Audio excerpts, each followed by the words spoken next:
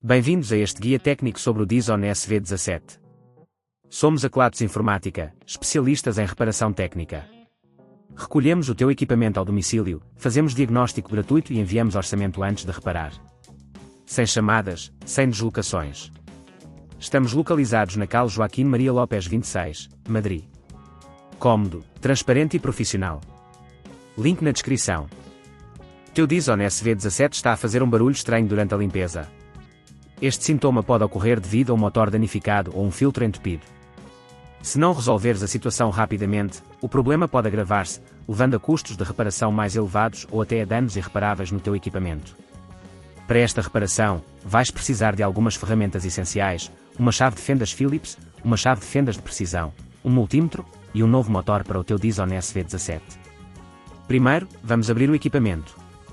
Para isso, desliga o Dyson e assegura-te de que não há qualquer resíduo no depósito. Com a chave de fendas Phillips, remove os parafusos na parte inferior do aparelho. Tenha cuidado para não perder os parafusos, pois serão necessários para a montagem posterior.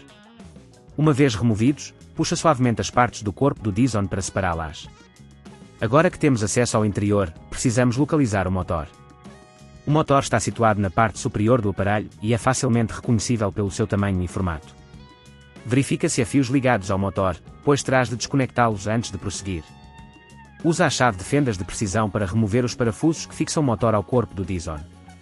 Lembra-te de anotar a posição dos fios para que os possas reconectar corretamente mais tarde.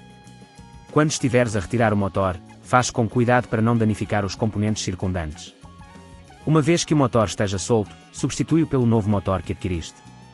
Certifica-te de que os parafusos estão bem apertados, mas não exagere na força, para evitar danos. Recoloca os fios na mesma posição que estavam inicialmente. Agora, é hora de fechar o equipamento.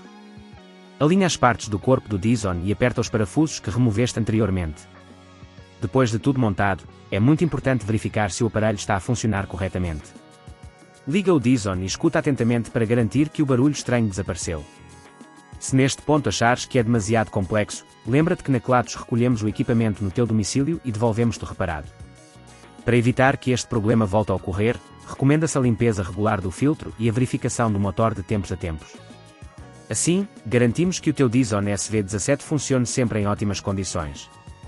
Se não queres arriscar danificar o teu equipamento, na Kelatos recolhemos, reparamos e devolvemos ao teu domicílio em todo o Portugal continental.